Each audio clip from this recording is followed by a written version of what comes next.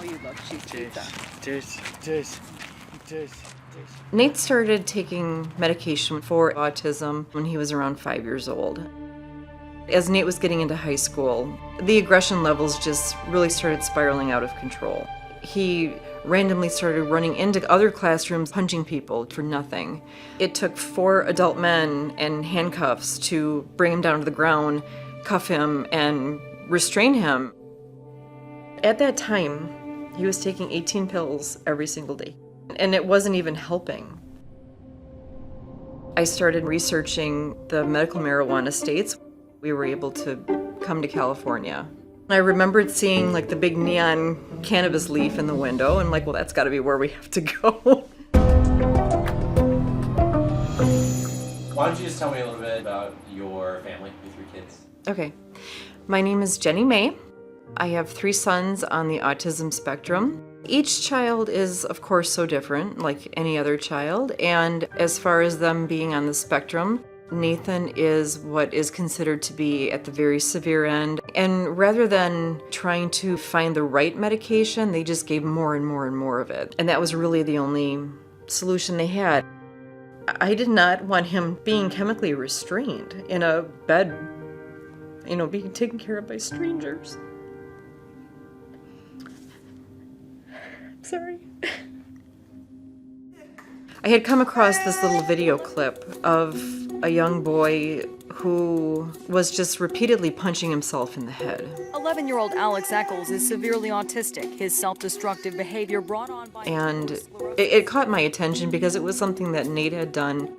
His parents were talking about giving some kind of an oil.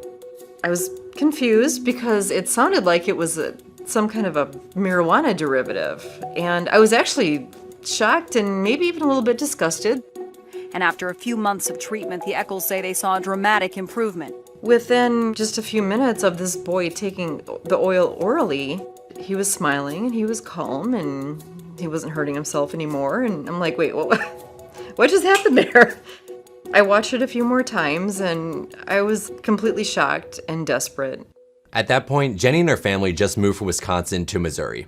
2 states where getting pot legally for really any reason is super difficult, but particularly medical cannabis to treat autism. Currently, only 12 states include autism as a qualifying condition.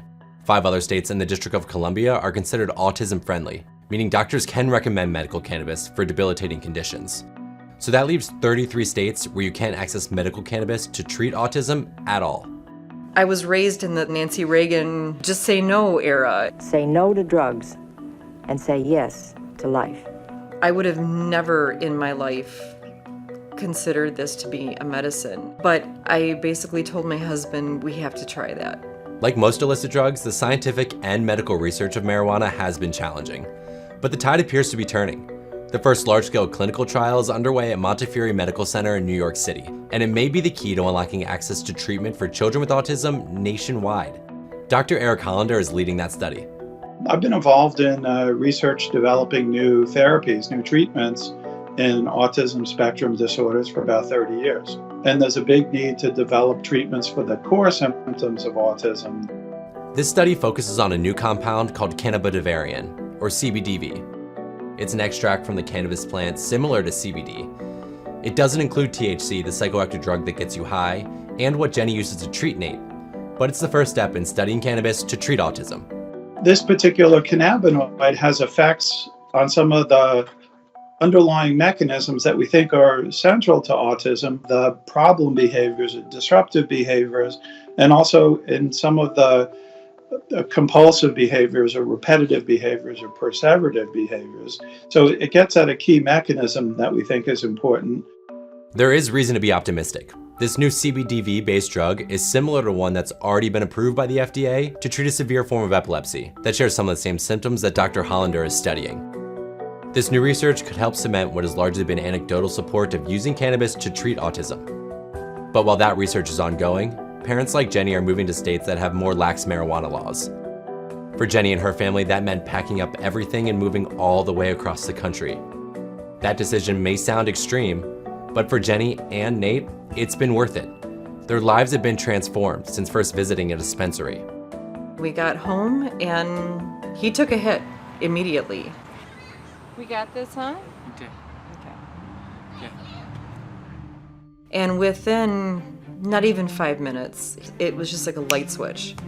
He was happy and just kind of looking around like he had never seen the world in that way. And he was smiling and looking at me. And I just knew right away because nothing acted that quickly or that positively ever. Jenni has learned a lot since moving her family out to California. There, she joined forces with fellow mom Rhonda to start the nonprofit Whole Plan Access for Autism. Now it's a team of moms dedicating their lives to helping other families navigate the challenges that come with getting cannabis for their autistic kids. I feel like we get a lot of people that come to our booth. Someone in their lives has been touched by autism, and they don't know that this is an option for them. Oftentimes we get people that come to us after the event. They email us or they find us on social media and they want to learn. And that's kind of what we're about. We're about educating. We decided to take a drive out to Joshua Tree. I had him vape and take an edible right before we left the house. He saw that I was taking pictures, and most of the other pictures that I've ever taken him in his life, it was kind of a vacant stare. He wouldn't really look, he wouldn't really smile. And he ran over in front of me and sat down. He sat there and he posed for a picture like everybody else would in a situation like that. And I'm like, that's it. That's basically his birth picture. You shouldn't have to go through the whole gamut of medications and side effects and long-term consequences of some of those side effects in order to get to it. Just look at cannabis as another tool in your tool belt to try.